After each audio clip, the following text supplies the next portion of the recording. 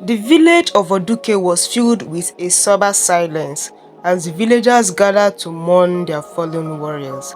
The bodies were laid out in the center of the village, their faces peaceful in death. The women wept, while the men stood in silent grief, their hearts heavy with the loss of their brothers, their sons and their friends. Ijele stood at the front, her eyes filled with tears. She had fought to protect her people, but the cost had been great. Too many lives had been lost, too many families left in mourning. Ezemo, the village priest, stepped forward, his voice trembling with emotion. "We have won the battle, but we have lost so much," he said. His voice carrying across the square. "We must honor the memory of those who have fallen, and we must never forget the sacrifice they made for us." The villagers nodded, their faces solemn. They knew that they owed their lives, their freedom to the warriors who had fought and died for them. Ijele stepped forward, her voice strong and steady. "We will remember them," she said, her gaze sweeping across the crowd. "We will honor them by continuing to fight, by protecting our village, our people, and our future. We will not let their sacrifices be in vain." The villagers murmured in agreement, their hearts filled with determination. They knew that the battle was not over, that there would be more challenges ahead, but they were also knew that they had a leader who would stand by them, who would fight for them, who would never give up no matter the odds. Days turned into weeks, and the life in Oduke slowly returned to a suburb of normalcy. The villagers rebuilt what was destroyed, tending to their farms and raising their children. But the shadow of the recent battle lingered, a constant reminder of the dangers that lay beyond the village. Ijele continued to lead his people with strength and wisdom. She trained the warriors, ensuring that they were always prepared for any threat. But despite the victory, Ijele could not shake the feelings that something worse was coming. One evening, as the sun dipped below the horizon, a messenger arrived at the village gates. His clothes were torn, his face was pale with fear. He stumbled into the village square, his eyes wide with terror. "The Ezemo of Umuachi," he gasped, struggling to catch his breath. "He has seen a vision. A great darkness is coming, a force more powerful than any we have faced before." The villagers gathered around, their faces filled with worry. Adaeze stepped forward, her heart pounding. She knew that the priest of Umuachi was a man of great wisdom, and that his visions were never to be taken lightly. "What did you see?" Ijele asked her, voice calm but firm. The messenger swallowed hard, his eyes filled with fear. He saw a dark cloud spreading across the land like a plague. It consumed everything in its path, leaving only death and destruction behind. He said, "It was led by a spirit of vengeance that will stop at nothing to destroy us all."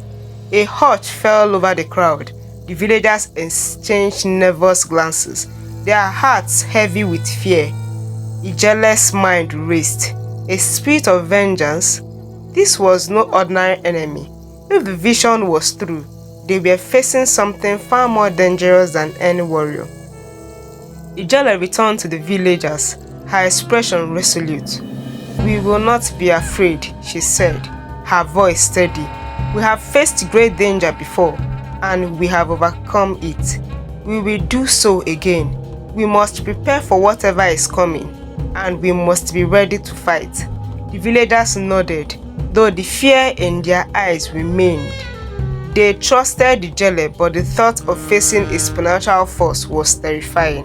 As night fell, Ijele gathered her most entrusted warriors and elders in the sacred grove. The air was thick with the scent of burning herbs, and a flickering flame of the fire cast eerie shadows on the surrounding trees. "We must seek the castle of elders," and ancestors, Ezemo said, his voice low and serious. If we are to defeat the spirits, we must understand its nature and its weakness. Ijele nodded in agreement.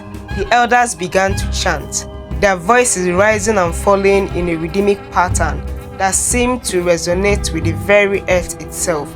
Adaeze closed her eyes, focusing her thoughts on the spirits of her ancestors, calling out to them for guidance and strength. For hours they chanted and prayed, seeking answers from the spirit world. And then, just as dawn was breaking, Ezemo's eyes flew open. He gasped, his body trembling with the force of the vision he had just received. The spirit is not just any spirit, he whispered, his voice filled with dread. It is Amadioha, the god of justice and thunder. He has been angered by a great wrong committed by one of our own, and he seeks to punish us all. Ijele's heart sank. Amadioha was one of the most powerful deities in Igbo cosmology. If he was truly seeking vengeance, then the village was in grave danger. What can we do? Ijele asked, her voice barely above a whisper. Ezemo closed his eyes. He burrowed forward to concentration. There is only one way to appease Amadioha, he said. Finally, a sacrifice must be made, a life for a life. The weight of the words hung heavy in the air. Ijele's mind raced. Who would be willing to sacrifice their lives to save the village? And who had committed this wrong that angered Amadioha in the first place? As the days passed, the tension in the village grew. The villagers knew that the time was running out, but no one had come forward to confess the crime that had angered Amadioha. Fear and suspicion began to spread like wildfire, turning neighbors against neighbor. Ijele could feel the weight of the village's fear pressing down on her. She knew that as their leader, it was her responsibility to find a solution, to save her people from the wrath of the god. But without knowing who was to blame, how could she offer a sacrifice? One night, as Ijele lay in her hut, sleep eluding her, she heard a soft knock on the door. She sat up, her hand instinctively reaching for her spear. Who is it? She called out, her voice tense. It's me, Nneka, came the quiet reply. Nneka was one of Ijele's closest friends and a trusted warrior. Ijele relaxed slightly and beckoned her in. Nneka entered, her face pale and her eyes filled with worry. Ijele, I need to speak with you, she said, her voice trembling. Ijele frowned, sensing that something was wrong. What is it, Nneka? What troubles you? Nneka hesitated, her eyes darting around the room, that if afraid someone might overhear. Then she took a deep breath and spoke. Ijele, I know who angered Amadioha, she said, her voice barely above a whisper. Ijele's eyes widened in shock. Who? Tell me. Nneka lowered her gaze, tears welling up in her eyes. It was my brother Chukwuma, she confessed.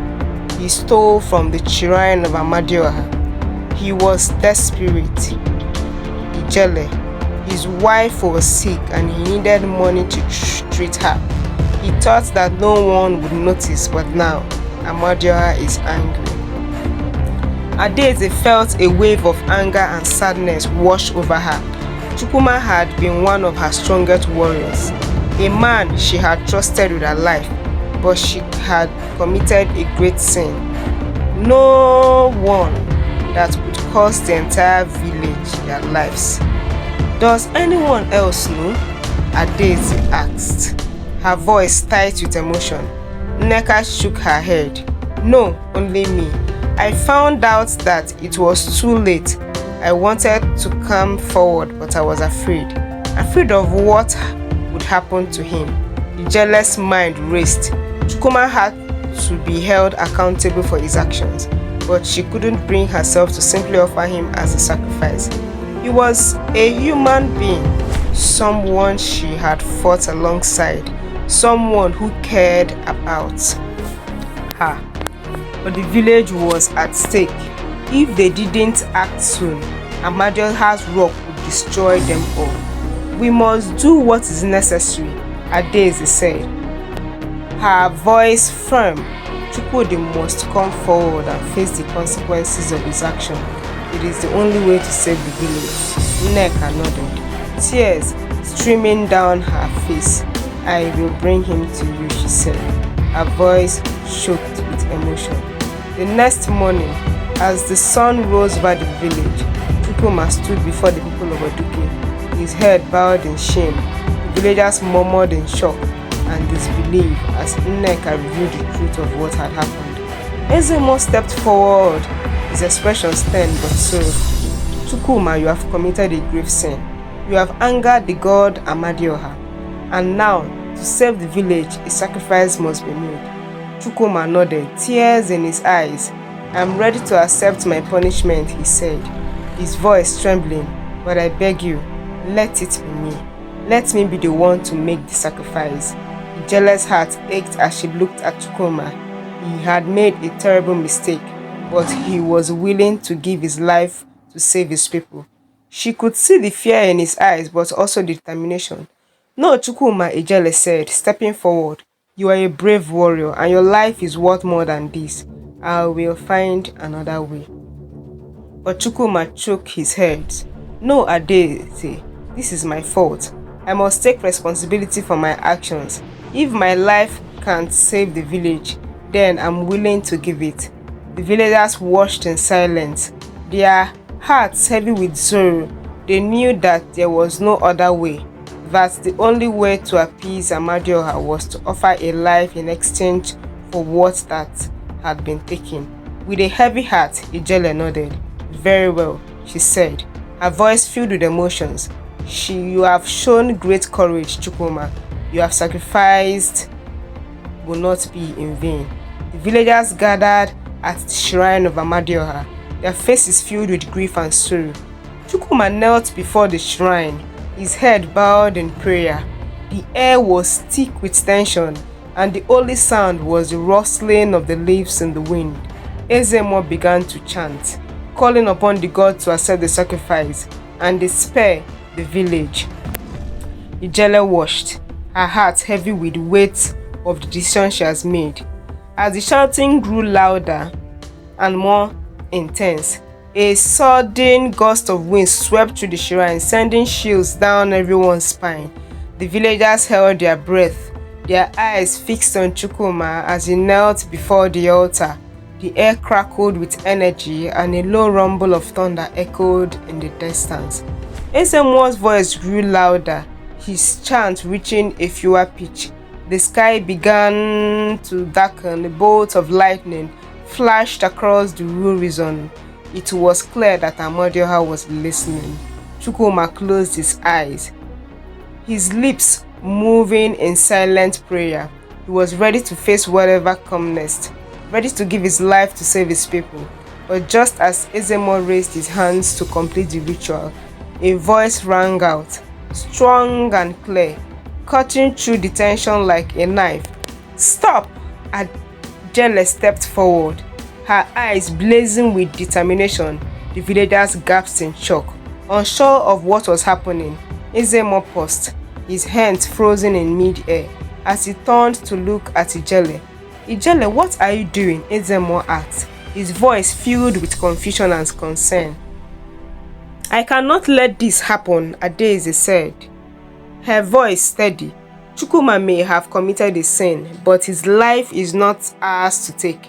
I will not allow another life to be lost. The villagers murmured among themselves, their emotions of mixture of confusion and admiration. Adaeze was their leader and the one they trusted to make the right decisions, but they also knew that Amadioha's wrath was not to be taken lightly. If Chukwuma's life is not sacrificed, we will all be doomed, Ezemo warned, his voice heavy with the weight of responsibility. Ijele shook her head. No, there must be another way. I refuse to believe that the gods will demand such a cruel sacrifice. We must appeal to Amadioha's sense of justice, not through death, but through atonement and redemption. Ezemo hesitated, his gaze shifting between Ijele and the stormy sky above. The rumbling thunder grew louder, and the wind hurtled through the trees. It was clear that Amadioha was still waiting for a resolution. How will we do that, Ijele? Ezemo asked, his voice tinged with uncertainty. Adeze stepped forward, her heart pounding in her chest. She had no clear plan, but she knew she had to trust her instinct. She turned to Chukwuma, who looked up at her with a mixture of fear and hope. Chukwuma, you must atone for your sins, Adeze said, her voice firm and gentle. You must return what you have taken from the shrine, and you must dedicate your life in serving the village and the gods. Only through repentance can we hope to appease Amadioha. Chukwuma nodded, tears streaming down his face. I will do it, Jelle. I will make things right. The villagers watched in silence as Chukwuma slowly rose to his feet. He reached into the folds of his tunic and pulled out the secret item he had stolen. A small, intricately carved statue of Amadioha. The villagers gasped, their eyes wide with shock. They had not known the extent of Chukwuma's crime. Chukwuma approached the altar with trembling hands, placing the statue back where it belonged. As he did so, the storm above seemed to be intensified, the sky darkening even further, but at this it did not waver. Amadioha, hear our plea, she called out, her voice strong and unwavering. Chukwuma had returned what he has took, and he would dedicate his life to serving you and the village. We must ask for forgiveness, and we offer our commitment to live in harmony with your laws. For a moment there was nothing but the sound of howling wind and the distant rumble of thunder. The villagers held their breath, waiting for a sign, for anything that would indicate whether their plea had been heard. Then suddenly, the wind began to die down, and the thunder grew quieter. The dark clouds that had gathered above started to dissipate, revealing patches of blue sky. A single ray of sunlight broke through the clouds, shining down the shrine. The villagers let out a collective sigh of relief, tears streaming down their faces. It was clear that Amadioha had heard their plea and had chosen to spare them. Ezemo stepped forward, his voice filled with reverence. The gods have accepted your atonement, Chukwuma. You have been given a second chance. Use it wisely. Chukwuma fell to his knees, overcome with emotion. Thank you, Amadioha. Thank you, Ijele. I will not waste this opportunity. I will serve the village and the gods for the rest of my days. Ijele placed a comforting hand on his shoulder. Her heart filled with both relief and gratitude. She had taken a great risk, but it had paid off. The village was safe and a life had been spared. With the danger averted, life in Oduke gradually returned to normal. The villagers rebuilt their homes and their lives, but the memory of what had happened remained fresh in their minds.